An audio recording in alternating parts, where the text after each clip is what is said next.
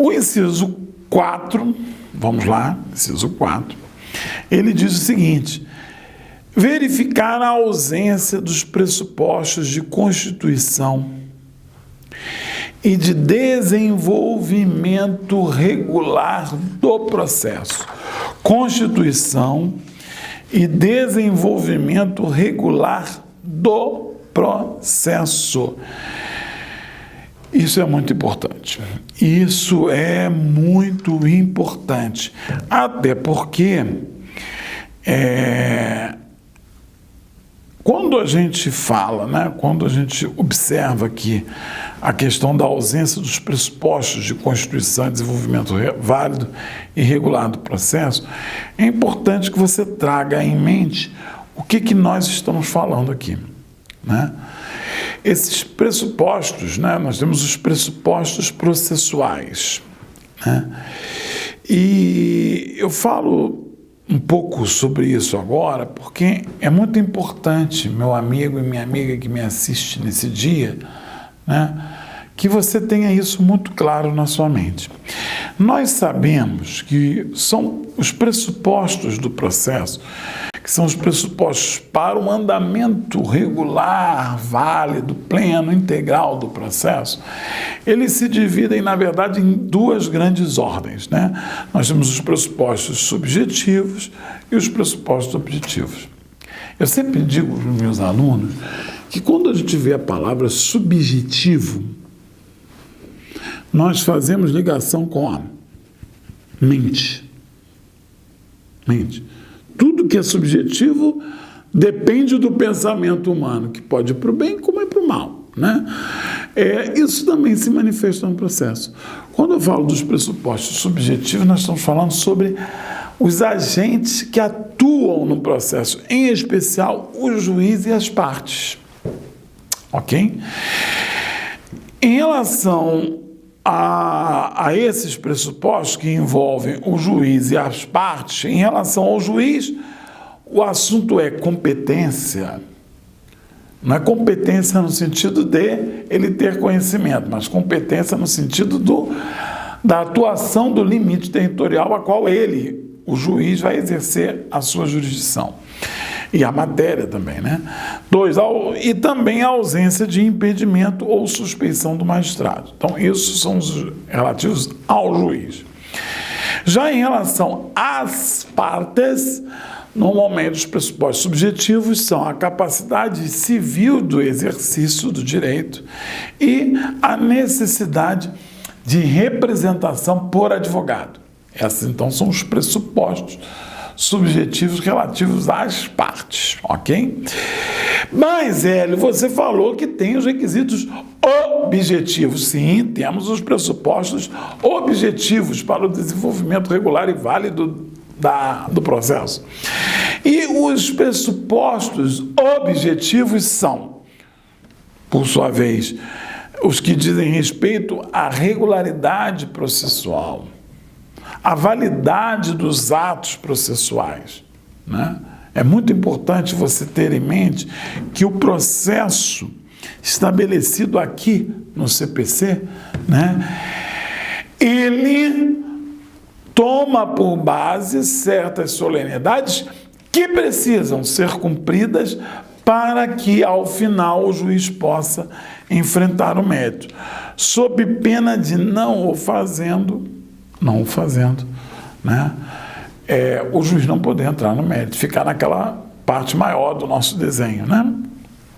Bom, continuando o nosso artigo 485, nós temos o inciso 5.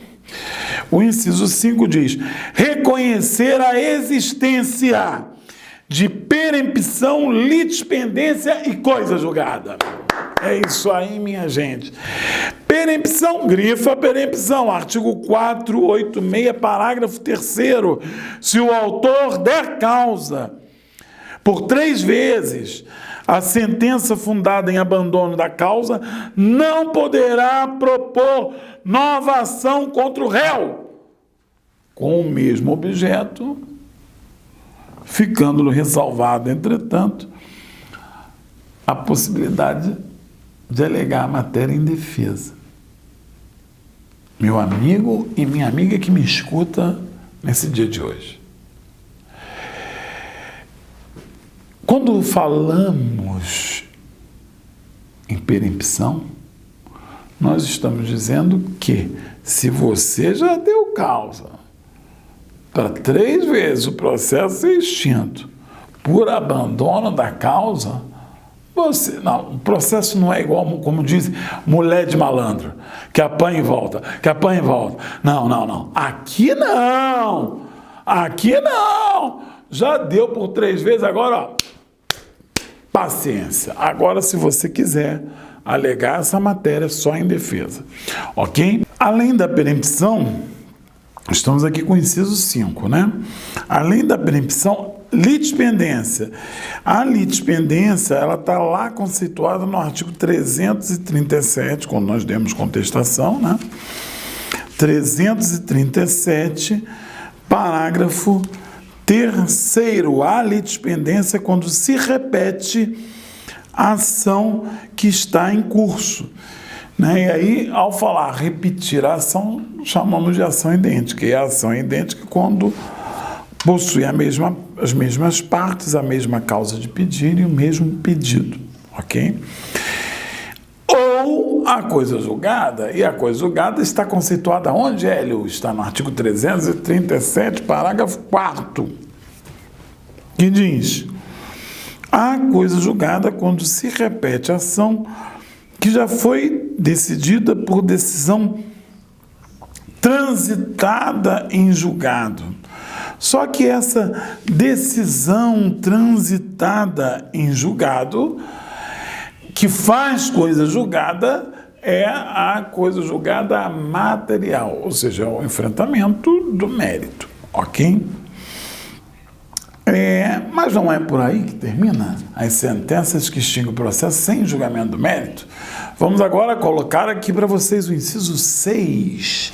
O inciso 6 diz: verificar a ausência de legitimidade ou de interesse processual. Bom, primeiro é importante que você, meu amigo e minha amiga, né, que nos assiste nesse momento, tenha a ideia, traga consigo a realidade do que é o interesse processual. Quando nós conversamos sobre interesse processual, né, e é importante lembrar que o atual Código fala legitimidade e interesse, né, que, como nós sabemos, correspondem às condições da ação, né? O autor não preferiu falar de condições para a ação, preferiu falar apenas ausência de legitimidade e ausência de interesse. Só que, tomando por base o dispositivo que conceitua principalmente o interesse processual, nós sabemos que, em que pese o direito de ação seja um direito subjetivo da parte, e esse direito é um direito público, que dá a ele, que faz ele instar o Estado juiz a exercer a jurisdição, uma vez que a jurisdição no Brasil é otorgada principalmente ao Poder Judiciário, né? Já falamos dos pressupostos, né, de validade do processo, e agora, porque nós temos os pressupostos e depois temos os pressupostos processuais e depois temos as condições da ação, da qual estão resumidas ou reunidas a legitimidade e o interesse processual. É claro que não podemos confundir, são duas coisas distintas, pressupostos processuais e condições da ação. Os pressupostos processuais dizem respeito à validade da relação processual, enquanto que as condições da ação se relacionam à possibilidade ou não de se obter de um procedimento válido uma sentença de mérito. Isso que é importante que você traga na sua mente, né? Os pressupostos processuais dizem respeito à validade da relação processual apresentada. Por isso, naquela oportunidade, falamos de suspeição, de impedimento, de competência, de representação do advogado, de capacidade civil de exercício. Esses são os pressupostos processuais. Já as condições da ação são aqueles sustentáculos, são os pilares da realização do processo. E esses pilares estão calcados em um binômio, qual seja ele? A legitimidade para estar no processo e o interesse processual. Como consequência da ocorrência desses dois fenômenos, pressupostos e condições, nós vamos nos deparar com a sentença propriamente dita. Em relação ao interesse processual, esse que é o que traz, que envolve, que nos convoca a uma reflexão mais importante no processo, nós temos 3 ideias, 3 pressupostos, 3 bases essenciais, 3 elementos que materializam o interesse processual. Qual seja? Necessidade, porque eu tenho que ter a necessidade do provimento jurisdicional, necessidade, adequação e utilidade. Nós já falamos isso aqui outrora.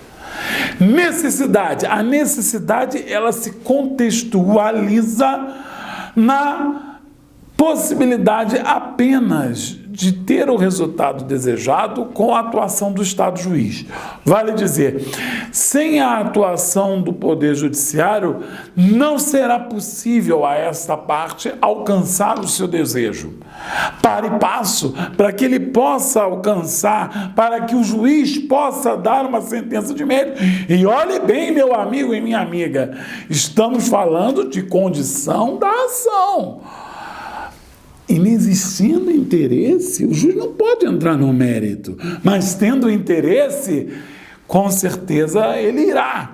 E aí, a adequação, ou seja, eu tenho que escolher a via processual adequada. Eu não posso querer um despejo de alguém entrando com uma ação de divórcio, como também não posso desfazer uma relação matrimonial propondo um despejo por falta de pagamento. A cada pretensão corresponde uma ação própria, adequada, ou, na existência de qualquer uma delas, um procedimento comum que vai fazer com que a parte que necessita desse provimento jurisdicional consiga o resultado desejado, que a doutrina chama de utilidade.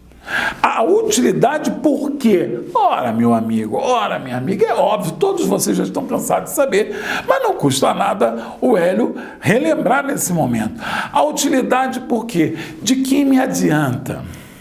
De que me adianta eu estar aqui e não ter o seu amor? Não é isso que diz o poeta? De que adianta eu vir ao processo, eu bater na porta do judiciário e o juiz não me entregar o que eu desejo?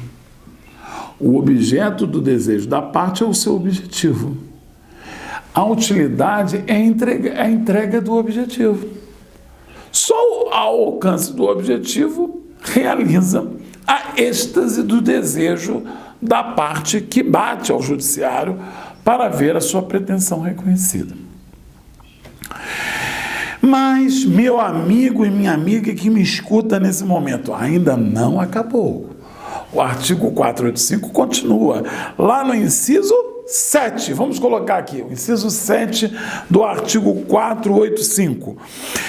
Acolher a alegação da existência de convenção de arbitragem ou quando o juízo arbitral reconhecer a sua competência. É bem verdade, e acho que nesse nosso curso nós já tivemos oportunidade de afirmar isso. Quando a arbitragem surgiu, quando a lei de arbitragem surgiu, desejava o legislador, esperava o mundo jurídico que fosse, diante daquele momento, se discutir uma forma alternativa de resolução dos conflitos. Mas a doutrina é clara e a realidade assim expressa não pegou. Sabe aquela coisa? Não pegou, não colou, sei lá.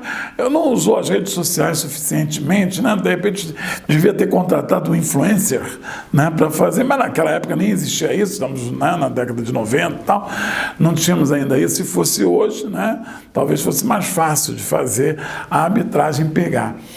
É bem verdade, eu não vou dizer que na Europa ela é muito presente, né? E ela, de certa feita, vou dizer sinceramente a você que me escuta nesse vídeo, né? Ela tem sua razão importante de ser. Imagine você, eu vivi isso uma vez, numa oportunidade em que se julgava um navio que atracou de forma inadequada no porto do Rio de Janeiro e causou um dano ao porto e ao navio. E aí precisaria apurar a responsabilidade e tal. Pela convenção das partes, pelo tipo de contratação, foi adotado a arbitragem. No caso, primeiro entrar no processo judicial, mas se acabou acontecendo o que nós estamos lendo aqui. Havia uma convenção de arbitragem, então foi acolhida a preliminar de convenção de arbitragem. E eu, acompanhando depois o caso, eu pude ver que foi a melhor solução. Por quê? Porque foi eleito, foi escolhido pelas partes para funcionar como árbitro daquela causa um prático.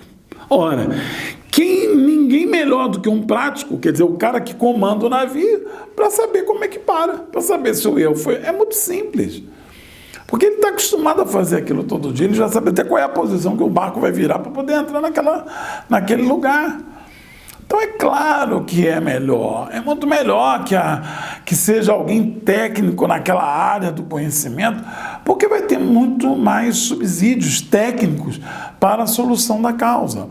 O magistrado, em que pese a beleza, a magnitude, né, da sua atuação, sempre magnânima, né, mas ele não é o Todo-Poderoso, é até filho dele, mas não é ele. Né? Não se confundem as duas pessoas. Né? Então, se as partes convencionaram que a solução da controvérsia vai se operar através de um juízo arbitral, o judiciário deve respeitar essa vontade. Ok? Mas não acabamos. Vamos lá, inciso 8. Homologar a desistência da ação. Homologar a desistência da ação. E vocês estão se assustando, né? Porque tá aqui, né? A pessoa colocou, esse nosso amigo que opera, botou o inciso 8 e já colocou o parágrafo 4º junto. Ele é fantástico, né? Por quê? Porque diz lá o inciso 8, homologar a desistência da ação. E o parágrafo 4º diz: oferecida a contestação, o autor não poderá, sem o consentimento do réu, grifa aí, sem o consentimento do réu, desistir da ação. Desistir da ação. É claro, eu não estou deixando de dizer isso. Uma coisa é a desistência da ação, outra coisa é a desistência do recurso. Isso nós vamos estudar propriamente lá no recurso, né? Aqui é a desistência da ação, né? Então, a desistência da ação, aliás, o parágrafo 5º também está aqui, né? A desistência da ação, eu falei parágrafo 4º, é que eu não estava vendo que o parágrafo 5º também já está aqui. Ele já colocou automaticamente o 8º e o parágrafo 4º e 5º. Quer dizer, é fantástico, né? Fantástico. E aí ele diz lá, a desistência da ação pode ser apresentada até a sentença. A desistência pode ser até a sentença, mas a desistência incondicionada, ou seja, a desistência que não traz a necessidade da manifestação do réu, é apenas até o oferecimento da contestação. Com o oferecimento da contestação, meu amigo e minha amiga, essa desistência que pode ser até a sentença, ela depende da manifestação do réu. Que maravilha! E por que isso, meu amigo? Porque é muito óbvio. O réu foi incomodado. O réu foi chamado, foi instado, foi provocado a comparecer em juízo.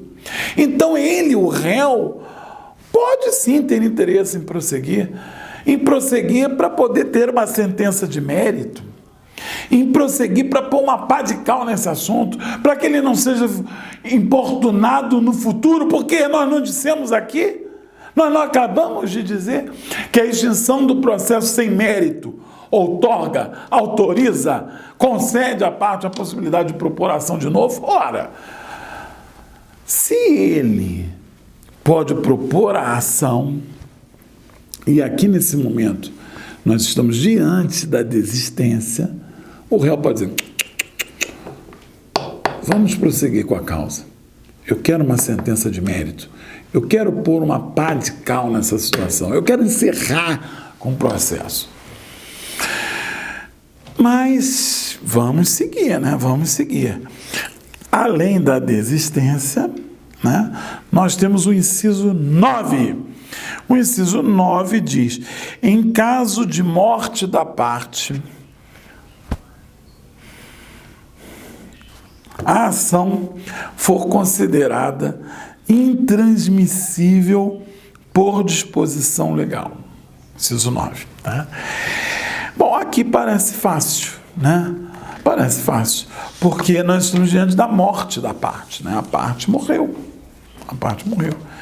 E diante dessa situação, né, da morte da pessoa, não há o que se fazer mais, né? Aqui realmente encerrou a atividade. Se esse direito não for transmissível aos herdeiros, acabou, perdeu o objeto, a causa. É uma situação complexa, né? Porque o morto, nesse caso, ele é titular de um direito intransmissível. Essa intransmissibilidade, ela pode ocorrer em razão do próprio direito, né? Em razão da natureza do próprio direito, né? Como, por exemplo, falecido titular de uma ação alimentar, né?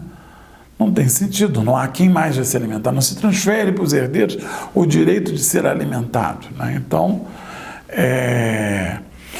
quando ocorre a hipótese do inciso 10, nós dizemos que estamos diante de uma dissolução, de um encerramento ipsi iure, né? Como consequência lógica do fato morte, né? E por continuidade, né? Isso foi o inciso 9, eu falei 10 ainda agora, mas é 9, né? Ele já botou aí o 9, agora é o 10. Nos demais casos previstos neste código, né? E aí eu fiz uma remissão aqui, que eu vou dar uma conferida, né? Porque às vezes a gente faz a remissão, mas vai que estava de noite, né? Cansado, e aí às vezes pode não colar, né? Vamos olhar com muita calma e muita paciência, né? Nós falamos da morte da parte. O artigo 313, parágrafo 3º, diz que no caso de morte do procurador de qualquer das partes, ainda que iniciada a audiência de instrução e julgamento, o juiz determinará que a parte constitua novo mandatário no prazo de 15 dias, ao final do qual extinguirá o processo sem resolução do mérito se o autor não nomear um novo mandatário, quer dizer, não nomear um novo advogado. Então, o inciso 9, embora trate da morte da parte, está incluído no inciso 10, o artigo 313, parágrafo 3º, que vai versar sobre a morte do procurador, né, do advogado. Tem que se benzer em tempos, né, que a gente viveu tão escuros como foi o da pandemia, né? Então a gente tem que tomar cuidado com tudo. Qualquer coisa é muito pouco perto disso tudo, né? Bom, e aí nós temos também a hipótese do artigo 115, parágrafo único do CPC, que é a hipótese do litisconsórcio. Nós estamos tratando de litisconsórcio, né? E aí ele diz aqui, nos casos de litisconsórcio passivo necessário, né, o chamado ius iudicis, né, O juiz determinará o autor que requeira a citação de todos que devam ser litisconsortes, dentro do prazo que assinar, sob pena de extinção do processo, sem julgamento do mérito. Claro, extinção do processo sem julgamento do mérito. Por isso que nós estamos combinando esse artigo com o artigo 485, inciso 10, do nosso querido e amado CPC, ok? Ainda dentro dessa ideia, né, é importante que nós compreendamos, no fundo, né, que o processo é uma relação jurídica que envolve basicamente três pessoas: o autor, o réu e o juiz, né? Se duas das partes se confundem, seja por sucessão, uma mesma pessoa, ou deixa de existir dessas pessoas, como foi o exemplo que a gente colocou, nós temos o desaparecimento da própria relação jurídica, porque se fundir o autor com o réu, né, nós temos a chamada confusão entre partes, né, e aí terminou a própria relação jurídica, desapareceu a lide, porque o autor e o réu acabaram se conectando na mesma pessoa. Isso é muito importante, ok? É importante que você, meu amigo e minha amiga, traga isso em sua mente, ok? Ainda sobre a sentença que extingue o processo sem a resolução do mérito, que é o assunto que a gente está colocando hoje, e aí por isso já dissemos, é uma sentença terminativa, né? Acabamos de falar de todas as hipóteses de extinção do processo sem mérito e agora vamos entrar nos parágrafos do artigo 485, que o Código de 2015 trouxe algumas novidades em relação à disciplina que tínhamos antes do Código de 73. Então vamos lá, meu amigo, vamos tomar o artigo 485, parágrafo 1º agora. O parágrafo 1º, que está aqui na nossa tela, nas hipóteses descritas, vocês ainda estão melhor do que o professor, porque vocês conseguem ver o professor falando e o artigo aí. O professor tem que ler o código em mão, mas vamos lá.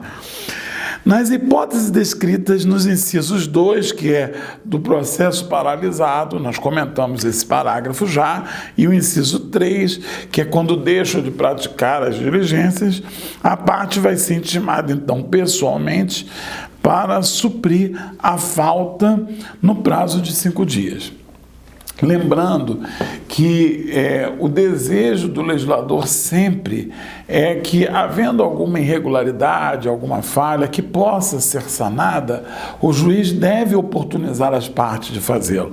Não é desejo do judiciário encerrar o processo sem o julgamento do mérito. Não, ao contrário. O desejo do judiciário é enfrentar o mérito. Mas, para que isso aconteça, numa situação de adversidade técnica, quer dizer, faltando algum elemento, o juiz deve buscar que a parte promova o ato e ele possa, sim, avançar na análise da lide. O parágrafo 2º, que nós também já comentamos, no caso do parágrafo 1º, quando, inciso 2, as partes pagarão proporcionalmente as custas. E, quanto ao inciso 3, o autor será condenado ao pagamento das despesas e dos honorários de advogado. Bom, enquanto que no inciso 2 são ambas as partes, como elas concorrem para o insucesso do processo, as despesas são rateadas proporcionalmente para cada uma.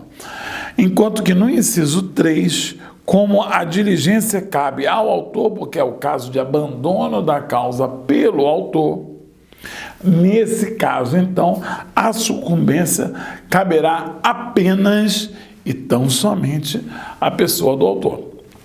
O parágrafo 3º diz que o juiz conhecerá de ofício da matéria constante dos incisos 4, que é a ausência dos pressupostos processuais, 5, perempção, litispendência conjugada, 6, que é a ilegitimidade e a falta de interesse processual, condições da ação, e 9, no caso de morte. Em qualquer tempo e em qualquer grau de jurisdição, enquanto não ocorrer o trânsito em julgado da decisão. Então, aqui um detalhe muito importante que vocês devem ter atenção. Estas matérias dos incisos 4, 5, 6 e 9 podem ser conhecidas pelo juiz independentemente da provocação de qualquer das partes. Nós comentamos também no início da nossa aula de hoje, que, oferecida a contestação, o autor não poderá, sem o consentimento do réu, desistir da ação. Esse é o teor do parágrafo 4. E quando fizemos memória deste parágrafo 4, nós também trouxemos o comentário, a reflexão sobre a desistência recursal, né? E aí eu dizia naquele momento, não, mais para frente nós vamos enfrentar a questão apresentada pelo artigo 998 do Código de Processo Civil. O artigo 998 do Código de Processo Civil vai falar da desistência unilateral do recurso. E por isso, agora, eu peço a você que nos assiste nessa aula, que no parágrafo 4º do 485, você coloque lá mais, ou ver, ou combinar com o artigo 998, que diz o seguinte: o recorrente poderá, a qualquer tempo, sem a anuência do recorrido, olhe bem aqui, olhe bem, acompanhe, sem a anuência do recorrido, ou dos litisconsortes, desistir do recurso. Por que ele pode desistir do recurso sem a anuência da outra parte? Porque o recurso é dele. O recurso, ele busca a melhoria da condição processual dele, que normalmente traz consigo, sobrecarrega a parte adversa. Digamos, vamos dar um exemplo. Alguém entrou com uma ação pedindo uma indenização lá na Supervia, estava lá no trem, balançou, caiu, né? Já me somos gordo desse jeito, causa logo um problema geral, né? Então, caiu o gordão, caiu. Uma vez eu caí no ônibus, aconteceu isso. Caiu o gordão, era assim. Aí, meu amigo e minha amiga, você entra com a ação reclamando lá da Supervia, e o juiz dá lá o dano material, né? O pagamento do hospital, o raio-x, o exame que você fez, mas não te dá dano moral porque acha que aquilo ali é uma coisa, um mero aborrecimento, uma ocorrência cotidiana, normal do dia a dia dos seres humanos. Aí você entra com recurso para pedir que seja dado dano moral, que aquilo não é uma coisa corriqueira, não é uma coisa normal e que seja atribuído um dano moral.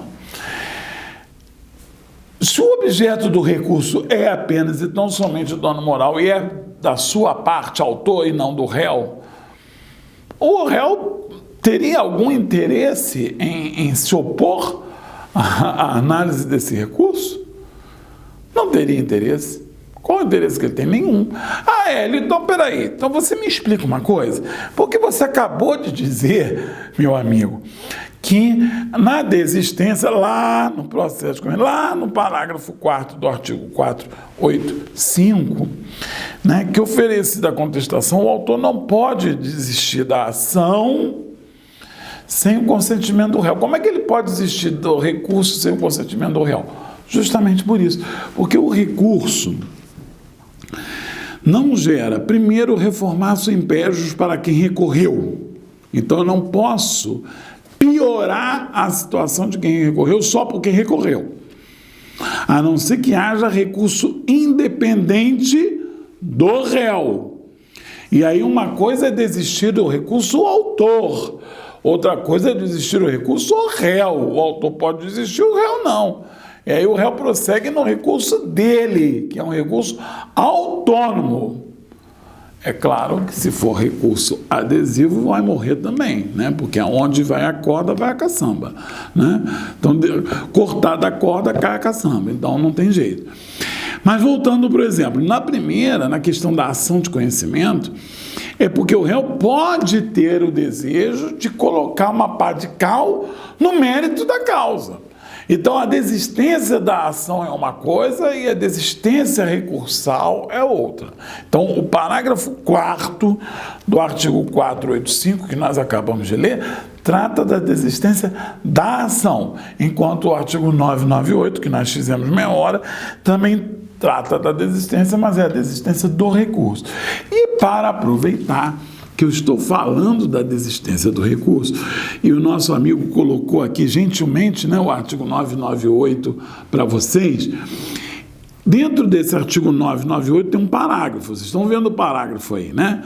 Então, o parágrafo diz, eu não li o parágrafo, vocês devem estar dizendo, por que o Hélio não leu o parágrafo? Não, porque o Hélio não leu o parágrafo porque eu fui explicar o ponto de divergência entre a desistência unilateral do recurso e a desistência da ação.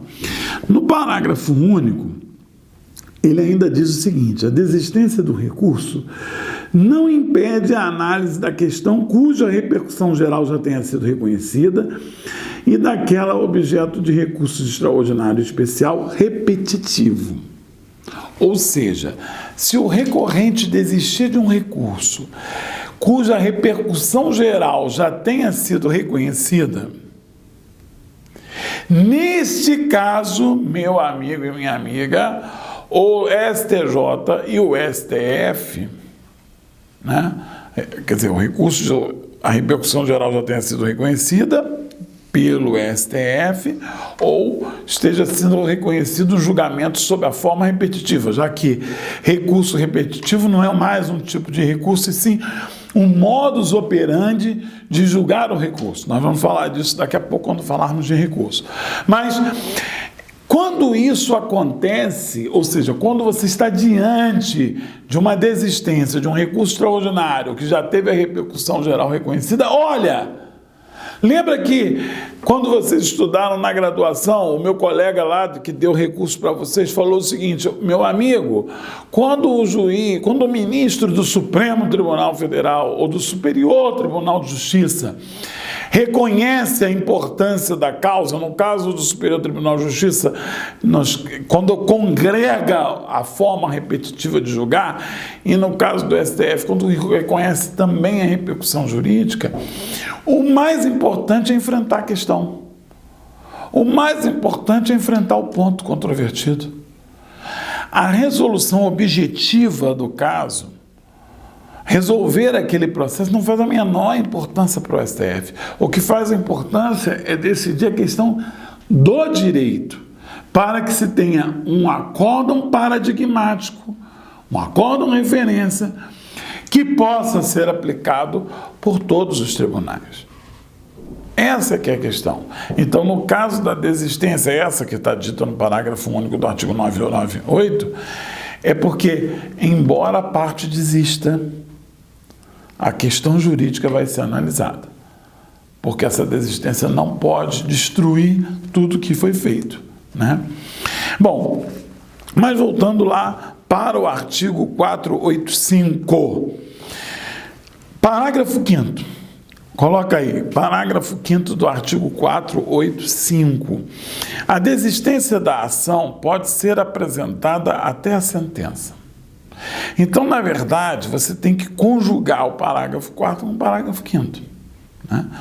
Então, para que você possa entender que essa desistência da ação, ela pode ocorrer até a sentença, mas entre a contestação e a sentença, ela só opera efeitos se tiver acompanhada da concordância do réu.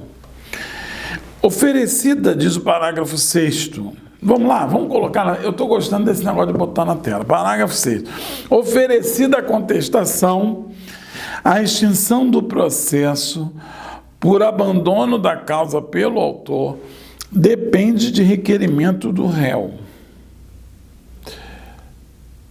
Olhe bem, oferecida a contestação, a extinção do processo por abandono da causa pelo autor depende do concedimento do réu. Então, lá no inciso 3, abandonar a causa, você tem que combinar com o parágrafo 1º, com o parágrafo 2º e com o parágrafo 6º.